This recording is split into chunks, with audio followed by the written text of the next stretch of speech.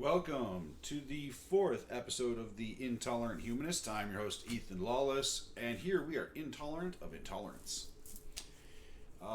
Quick announcements before I get into the conversation today. I am doing well. Dialysis is going okay. I have a vehicle now, so I'm back to work. Struggling with bills because I kind of fell behind a little bit, but that's all right. I am not going to put a paywall on these. I'm not going to run advertisements on these. If you guys want to help me out, if you like my content, I have my PayPal and my Venmo and my CashApp in the notes for this episode. So you can go there and donate, and that will help me out greatly. I would like to upgrade my equipment because my camera is garbage. Other than that, still doing dialysis. I had dialysis this morning. I am tired. I'm fighting a little bit of a headache, but I'm okay. I'm okay. My dating life doesn't exist. Non-existent, so we're not, nothing there. I got nothing else. Today's episode is going to be about religious absolutism. The idea that everything is black or white, good or evil, which is inherently, I think, a religious concept. Science doesn't make claims about absolutism, but religion makes claims about absolutism. So let's try to think of an example really quick. You have a societal problem, or maybe you have a personal problem, and you don't know how to handle it. You go to your grandma, who's very religious, and she said, well, you should just pray to Jesus. Pray to Jesus and he'll solve your problem. And you go to your scientifically minded other family member, sister, and she says, well, break it down for me. What's the problem? What are the root causes of the problem? What can we do to alleviate some of these so that the problem either dissipates or entirely goes away?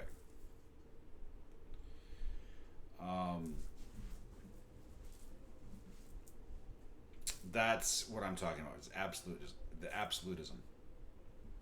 Religion doesn't allow for life. Life happens. Life is not black and white. Life is not good and evil. Life happens.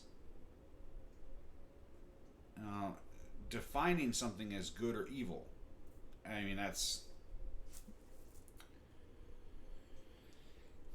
a tough one from mostly a philosophical point, but I think it's fairly obvious from a physical perspective. I would say bad is something that causes harm. Good is something that increases well-being. It's fairly simple. But let's look at religion's answer to a societal problem and see how it's worked out so far.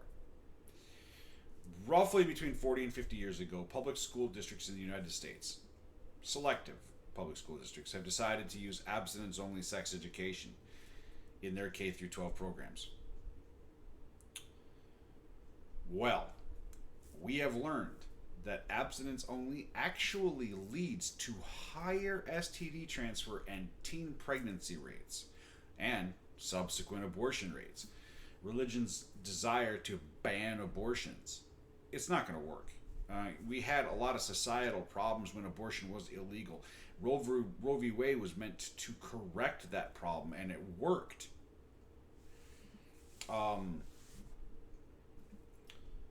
Whereas, I mean, you go to public school systems, comprehensive sex education, they have lower teen pregnancies and STDs and subsequent abortion rates in schools that teach comprehensive sex ed. So religion has decided, Christianity specifically in the United States has decided that sex is sinful and evil and you shouldn't do it. And we're going to teach you abstinence-only sex education. Well, this is self-defeatist. This is ignorant. This is damaging. It's harmful. This hurts society. Religion's answers to societal issues are always going to be wrong. Always. Let's imagine the first 3 hours of your day. You wake up in the morning, you stumble into the kitchen, you grab a cup, you make a cup of coffee. You Maybe eat a little bit of breakfast. Maybe you go for a jog. You jump in the shower, change your clothes, you get dressed for the day. In that first 3 hours, from the time you climbed out of bed to the time you jumped in the shower, how many times did you use faith to accomplish your tasks? Did it require faith to operate the coffee maker? Did the coffee maker operate on faith to make hot water into coffee? Did the hot water in the shower come from faith? How much do you owe science for everything you did between the time you got out of bed and the time you jumped in the shower? Religious faith offers us zero answers to the daily stuff that we go through. And yes, while I'll admit freely that it can give people comfort, but at what cost? Your comfort at what cost?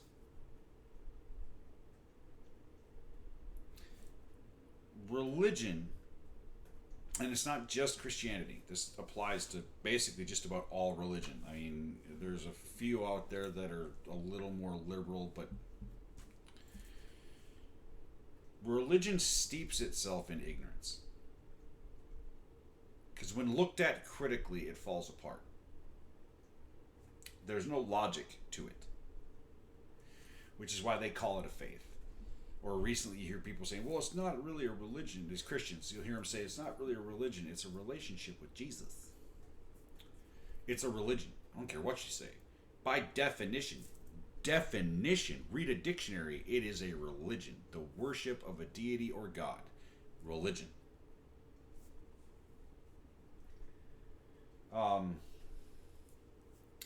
What are some of the other issues that religion fails on miserably? Medicine.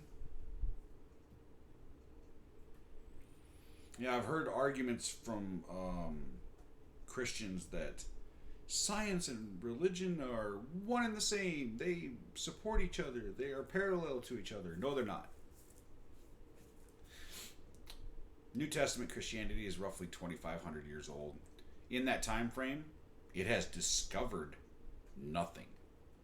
It has made no novel prediction. It has benefited mankind as a whole, not at all.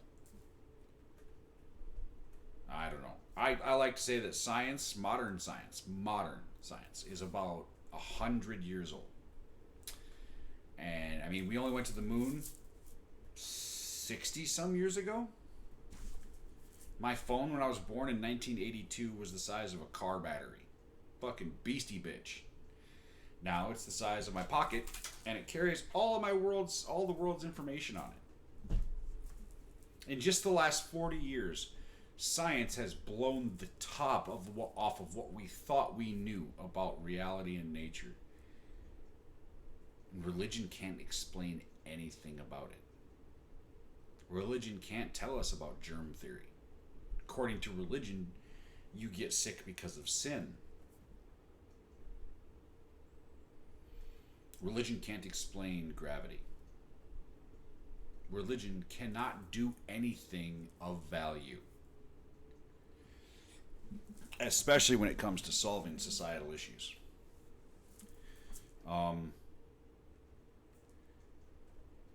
I really wanted this to be a long episode. I was trying to get it to at least 20 minutes. So I'm trying to think. And so another announcement that kind of goes with this. I don't script these episodes. I script episode number 1. I didn't like the way it felt. I wasn't comfortable with it. I'm better at this when I can just kind of off the top of my head. And so it sounds kind of like a rant, but that's my style, and I'm proud of it. So I'm going to run with it. So absolutism. Okay, so the idea... Oh, here's another one. Another perfect example of religious absolutism. Being gay is a sin. Being gay is an abomination upon God. However you want to interpret that, the Bible still says it. I realize that there's this whole leftist movement to kind of go back to some interpretation prior to 1946. But the Bible is homophobic. It just is. That's the religion. And the problem with religion is it is whatever the people following it want it to be. Christians wanted their religion to be homophobic, so that's what the fuck it was. But let's go to that. Let's go to LGBTQ rights and protections. If being gay was an anomaly that wasn't natural and shouldn't exist, then you wouldn't find it in every single race, in every single culture, in every single community on the face of the planet. It's everywhere. Everywhere. And it has existed for as long, as far as we know, as long as we have been recording history. For as long as we have been writing things down, writing down a written language and describing our reality that way, gay people have existed. Lesbians, gay, trans, bisexual, non-binary, two-spirit, whatever you want to call it. We have existed for all of human history.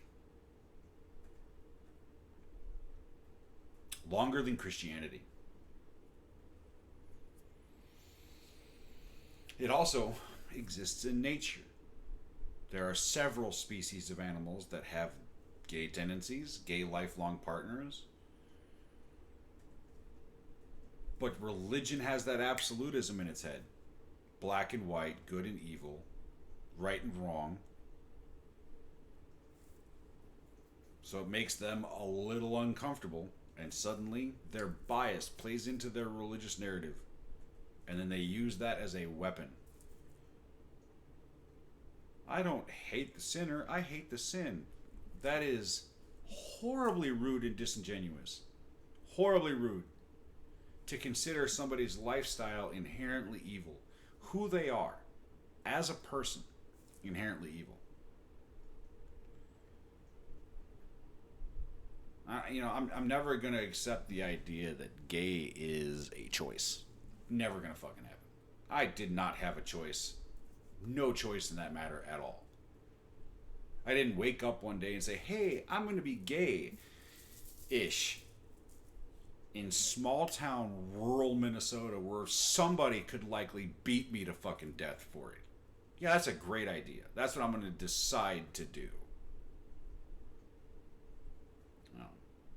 Gay is not a choice. Religion, on the other hand, is very much a fucking choice. To some degree. We don't get a choice in what we believe, what we're convinced of. We don't get a choice in that. It's just what we believe. But you can be unreasoned out of a belief. Some people can. But they want to ban marriage for gay people. Like, that's one of those absolutisms. They think that being gay is so evil that we have to ban it from society. And that seems to be a reoccurring fucking pattern here. Prohibition, war on drugs, gay rights. I mean, how far back in history do we have to go where we find Christian or religion, not just Christianity, but religion as a whole, fucking shit up? Religion can't even deal with your fear. It can't help you with the most basic human instinct, fear. What did Salem Witch Trials, what did they do? Bunch of teenage girls going through puberty, dancing around, giggling, and being goofy, got accused of witchcraft. And the option they were given was, we're going to throw you into a lake. If you can swim, you're a witch. And if you drown and die, may you go with God in peace. That's religion's answer to a societal issue. Is that 100% their fault? They lived in a time where ignorance was really prevalent. They didn't have the education we have today. Now, like, if somebody was to pull that shit today, obviously that would be a major fucking problem. But, I digress. We know that gay exists naturally. And it's okay. Being gay, allowing gay people to be married or allowing them to be life partners, will not destroy society. It will not create an economic collapse. It will not hurt you if you are not gay. Religion's answer to almost every single problem we face in this world is dead fucking wrong. Here's another good one. Education.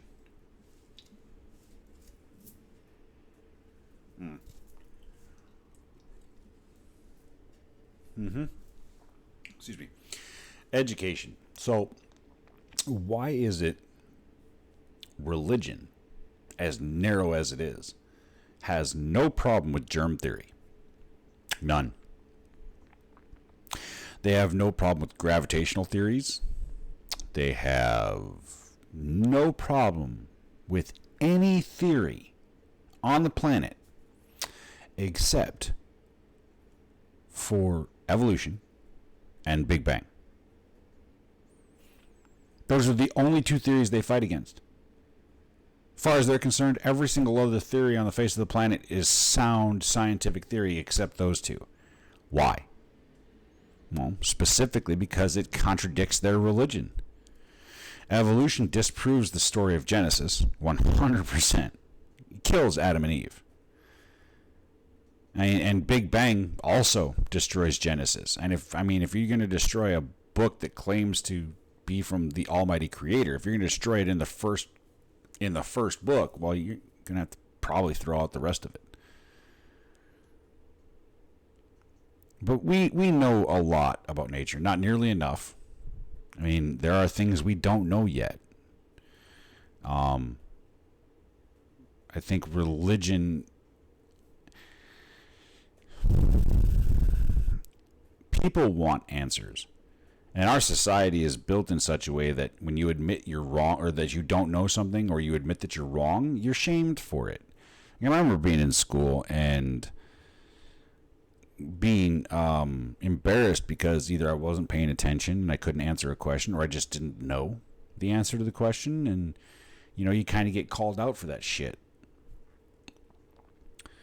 And so, you grow up an adult with that in the back of your head, well, I don't want to look stupid. I don't want to be shamed. I don't want to be embarrassed. So, you grow up as an adult not wanting to admit when you're wrong, or not wanting to admit when you don't know the answer to a question. And I think that's really fucking toxic. I think that's something that that religion does capitalizes on very well. Well, where did consciousness come from? We don't know yet. We're working on it. Scientists are studying the brain more now than we ever have in the past. And I firmly believe that, science will absolutely find answers to those questions. As far as the brain goes. How did everything blink into existence? I haven't the foggiest clue. I do not know. And I don't know that we will ever know the answer to that question. Because it's so far in the past. I don't know what it is. A 13.8 billion year old universe. As far as I know. I could very well be wrong on that. But I know that it's billions and billions of years. We can't look beyond that point. So we don't know what caused the universe. At best, all we're ever going to be able to do is demonstrate a mathematical probability, I think. That's just me. I'm not a fucking astrophysicist. But as far as I know, we don't know the answers to some questions yet.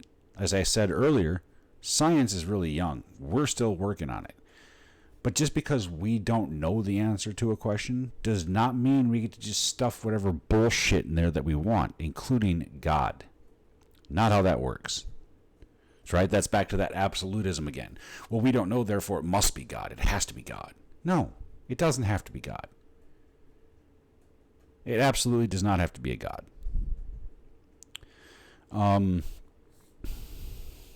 What else that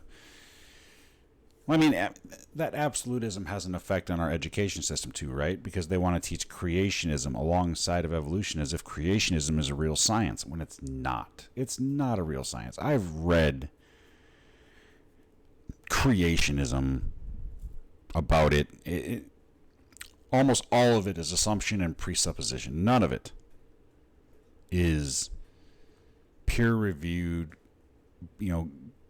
work. When we talk about evolution, you're talking about a Venn diagram that has like a dozen or more other sciences involved that all verify each other. Like, that's why evolution gets so much support in the scientific community. It is not just biology that proves evolution. It's archaeology. It's all kinds of different